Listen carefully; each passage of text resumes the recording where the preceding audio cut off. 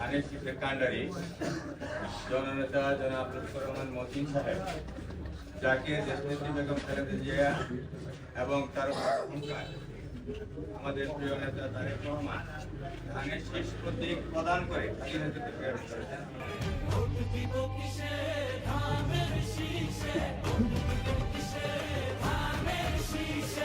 আসলে এখানে বক্তব্য দেওয়ার কিছু নাই, সকলে আমাদের বিএনপি এবং এর অঙ্গ সংগঠনের নেতা কর্মী আমরা এখানে উপস্থিত হয়েছি।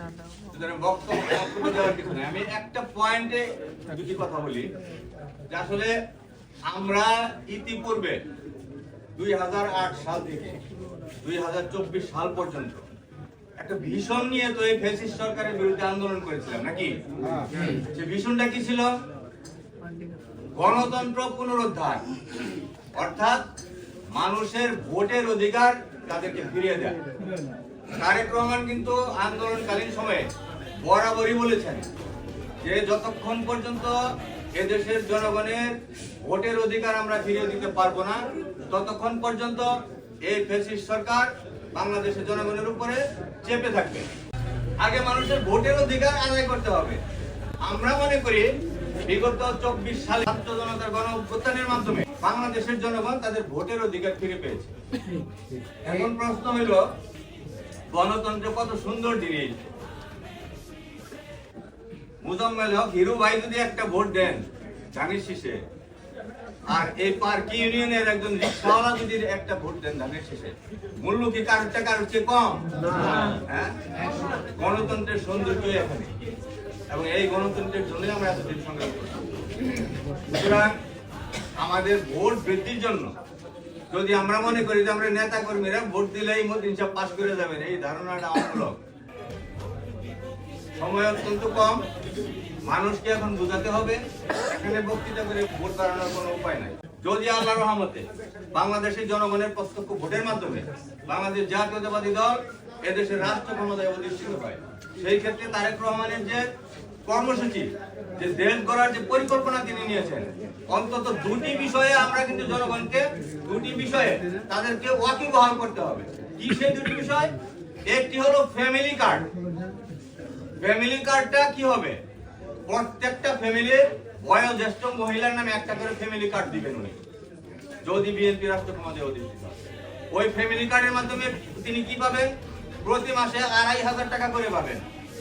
যদি তার টাকার প্রয়োজন না হয়, সমপরিমাণ মূল্যের নিত্য প্রয়োজনীয় জিনিসপত্র তিনি রাষ্ট্র কর্তৃক প্রদত্ত হবেন। তখন কিন্তু ওই মহিলা আমাদের ধানের শীষ প্রতীক ছাড়া অন্য কোনো প্রতীক দিবেন না। আরেকটা বিষয় কি, বাংলাদেশের জনগণ কৃষির উপর নির্ভরশীল। কালিহাতীর জনগণ বিশেষ করে 85% লোক কিন্তু এখানে কৃষক। কৃষকদের জন্য আমাদের প্রিয় নেতা তারেক রহমানের মিশনটা কি? রাষ্ট্র গঠনের পরিকল্পনার জন্য উনি কিন্তু কৃষকদের জন্য ফার্মার্স কার্ডের ব্যবস্থা করবেন। ফার্মার্স কার্ডের মাধ্যমে কৃষকরা কি পাবে? কোন শর্ত ছাড়াই তার উল্লেখযোগ্য পরিমাণ তার প্রয়োজন অনুসারে ঋণ পাবে, ব্যাংক ঋণ পাবে। আর কি পাবে? স্বল্প মূল্যে তার কৃষি উপকরণ, যন্ত্রপাতি, বীজ, সার, এগুলা কিন্তু রাষ্ট্র তাকে স্বল্প মূল্যে প্রোভাইড করবে। আর যদি কোনো শস্য উৎপাদন করে সে ক্ষতির সম্মুখীন হয়, তাকে রাষ্ট্র এই কৃষক কার্ডের মাধ্যমে ক্ষতিপূরণ দেবে। সেই কৃষক ভাইরা যদি আমাদের কৃষি কার্ডের মাধ্যমে লাভবান হইতে পারে, তাদেরকে এই মেসেজগুলো পৌঁছাইতে হবে। আমাদের মূল দায়িত্ব এখন এইটা। বিগত 17-18 বছর যে নির্যাতনের শিকার আপনারা হয়েছেন, বিশেষ করে এই এলাকায় গোপালগঞ্জে রাজনীতি করতে যায়, বিএনপির রাজনীতি করতে যায়, তারা যে কষ্ট করছে, এই পার্কি, নাগবাড়ি, বীরবাসিন্দা ইউনিয়নের লোকজন কিন্তু তাদের চেয়ে বেশি কষ্ট করছে। সুতরাং আমাদের এই 3টা ইউনিয়ন, বিশেষ করে মা বোন এবং যারা কৃষক ভাইরা রয়েছে, তাদেরকে তারেক রহমানের রাষ্ট্র গঠনের যে পরিকল্পনা, তার এই পরিকল্পনা তাদের মাঝে তুলে ধরতে হবে।